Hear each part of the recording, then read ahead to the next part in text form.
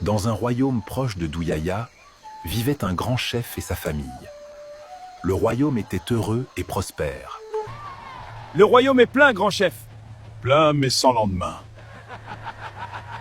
Mais le roi Sambung était malheureux. Il était stérile. Malgré ses 6 femmes, les rites et autres mixtures qu'il avait bues, le roi n'avait pas réussi à faire un enfant. Un soir, seul dans cette tristesse, il décida de se rendre dans les chutes du Nyong pour rencontrer la bête. Cette bête sacrée, assise, attachée à un immense poteau protégeait l'entrée du jardin secret. Mon sang s'arrête avec moi. Le pacte ne s'arrête jamais. Que dois-je donner? Ce que tu aimes le plus. De retour de Douyaya, le roi demanda à sa femme d'aller laver ses habits à la rivière. L'eau est calme aujourd'hui. La rivière a fait la femme du roi! La disparition soudaine de la reine provoqua le courroux de Pombo. Elle était sa protégée. Le sang de ma nièce ne dort pas.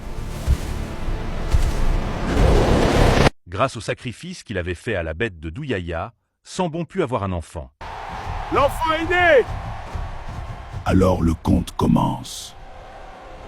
Pour protéger son fils, Sambung se rendit avec lui auprès de la bête de Douyaya. Cet œuf va protéger ton fils de Mpombo. Tant qu'il est intact, ton fils vit. Et après? Si mon fils n'arrive pas à le garder en secret? Après, plus rien n'aide à la bête. Il doit toujours avoir la poussière de cet œuf dans ses poches.